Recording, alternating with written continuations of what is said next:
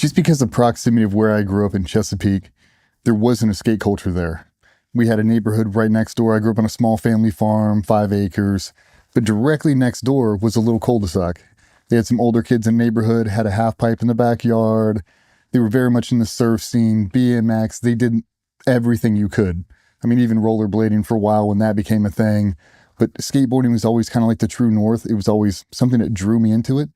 But I felt like a kid in Indiana who just wanted to surf. So I had posters on my wall. I watched all the videos, but I could never touch the ocean. It was like that. And when I got a little bit older, then friends got vehicles and I could drive to the ocean front and I could see them. I could see the different skate parks in and around here. But it was always like it was just too far for me to actually progress. So a lot of it was self-progression, self-discovery. But I loved it. You know, I've had 3 main passions in my whole life. Skateboarding was definitely the most impactful. You think about the pain to pride ratio. You're going to go through so much pain to try to learn a trick just for the individual pride of landing it one time. No one's there. It's just you. And it's that self-conviction. Like, I'm going to keep doing this over and over again. And you just get pounded into the pavement. I mean, I've broken both hands, both arms, both feet, multiple times through. And it's one of those things like, I don't care a bit. I really want to land that trick, and I don't care how many times it takes me. I think we talked about it before. Like, I was one of those kids who had a notebook long before it was cool. And I'd have on a list of tricks I wanted to do, and I'd throw a magic number out of 25. I have to land that 25 times in a row, or I don't have it at all. I'd get to 24 and I'd miss it. I'd miss it on 25. As a 13-year-old to sit down, no one's there, it's just me. I mean, I was in isolation most of my childhood. Here we go again, starting at 0. Get the 5, miss it, back to 0, go it again for hours, man. I mean, you think, my dad was in the military, he was gone, back-to-back deployments, my entire childhood. And for me, it was just me and my mom. So I'd run over that cul-de-sac, I'd skate before school, after school. It was the only thing I thought about. I hated being in school. All I wanted to do was skate. And if you would have gave me the opportunity to only do that for the rest of my life, I would have done that in a heartbeat. Who were the guys you were looking up to at the time? Jeff Rowley was a big one. He was Vans' oldest sponsored skater, came from the UK. There was something about his style. It was so raw and edgy, and just, you'd always see him, he's always hurt, teeth are chipped out, chin's bleeding, and he was just a purist. And I loved it. But I mean, Tony Hawk Pro Skater came out after I was already in the military, and everything started to get really hyped up. But, like the Nigel Houstons of the world, you just watch them and you cannot believe how far it has progressed in the last 20 years. Like, if I'm being honest, I could have never gone pro. If I would have lived in San Diego, California, and I had better mentorship and a better group around me, for sure. If I had the passion I did for other things in life and I would have poured it in there and I would have been surrounded by the right group, for sure. But how far it's come now, it's unbelievable to see the progression. I mean, when Tony Hawk landed 900, I bawled my eyes out, right? Because you could see it. That dude has been trying to land that trick for so long. And when he finally did it, I erupted. As a tiny little kid, and it's like, my parents are looking at me like you can't even understand how much that means to him to land that trick. Like, inspired an entire generation. Do you remember the first trick you landed? Like the one where you really sort of like your first ollie, your first kickflip, or something that you was there meticulously trying to nail for a long time? A 360 flip was, to me, stylistically one of the most beautiful flip tricks you could do.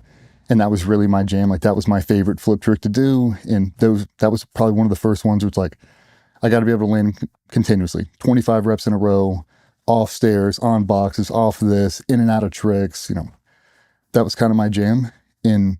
But it's so hard because you don't have anybody else there to mirror. And then you go to these big skate parks, and I was always one of those kids.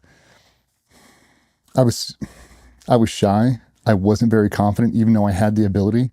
But I didn't have a huge competitive streak. I didn't go out and it's like, I just want to play skate against everybody out here. I was very timid. And it's like, I don't want to fall. I don't want them to think that I'm this or I'm that. So it took a long time to build that confidence isolation. And to me, that's really the big difference between cockiness and confidence. It's like, cockiness is an arrogance where you believe you can do something. Confidence, knowing that you can.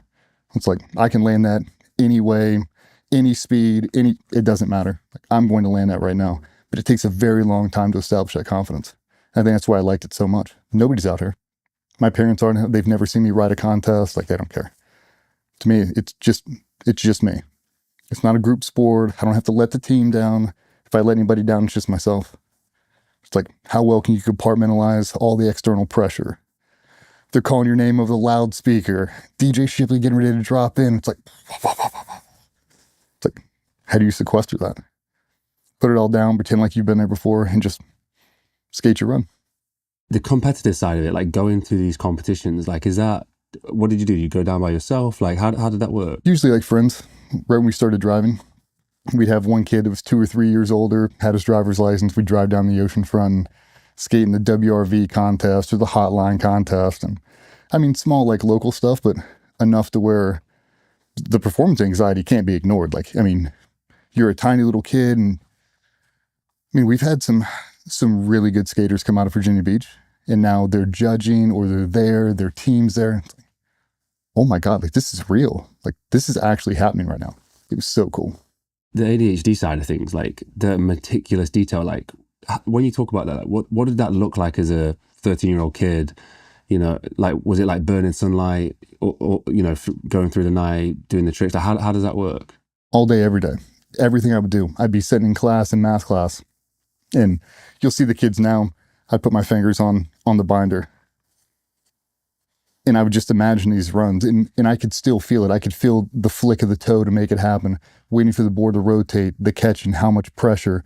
Am I going to land on 2 wheels, 4 wheels? Where's my weight going to pivot? I'm just replaying all this through my mind over and over and over. It's no different than like dirt diving and skydive. Like, you think about all the little details, all the little bits of texture. It really makes you focus. But I had a very hard time shutting it off and focusing on the task at hand because I loved it so much. I mean, I'd go home and just rewatch skate videos for hours. It just mesmerized. Like, I just want to go skate. So that was my punishment. Anytime I'd get in trouble, they'd take away the skateboard, and it was like being locked in solitary confinement. It crippled me. Where does that stem from? The obsessive nature of the details and the minutiae, like where did that come from? I'll be honest, I don't know. I don't know if that was just a byproduct of the skate culture or a really, really slow progression by not having mentors that could help you, not even following their path, because you didn't have anything. Like, until skate videos came out, like 411 was a big one. They'd have like trick tutorials. Like, Willie Santos would come out and he'd perfect your kickflip. I'd watch it for hours, over and over. I'd be sitting on my living room floor on carpet, messing around with foot placement, flip pressure, foot prep, everything, the angle of this. Let me slide my foot up 1 inch, try that. There it is. Okay, let's try it, switch. Let's try this, over and over and over. And I think just because I was kind of on an island alone, you have to do that self-progression, and then you really realize, well, I moved my foot up 1 inch and a 1/4 inch to the right, and it cleaned everything up. The details do matter, but no one's going to sit there and give them to you. You have to self-discovery. So when I'd sit out there, I mean, I talk about skating all day. I mean, 5 o'clock in the morning before the school bus came, like, I'd knock out chores, jump over the neighbor's fence, hit the cul-de-sac, skate for 45 minutes, get on the bus and go to school.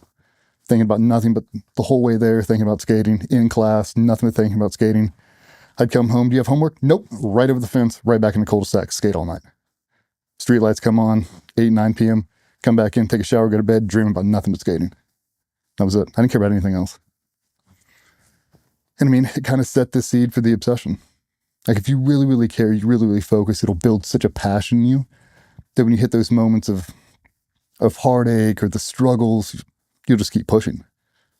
I mean, that was my big thing. Like, when I would get hurt, they would ground me from skating. Like, I'd break my arm, I'd break my hand, I'd break my wrist, and like, no skating, 6 months. I'm like, that's not going to work. So I'd get a backup board. I'd hide it behind the trash cans.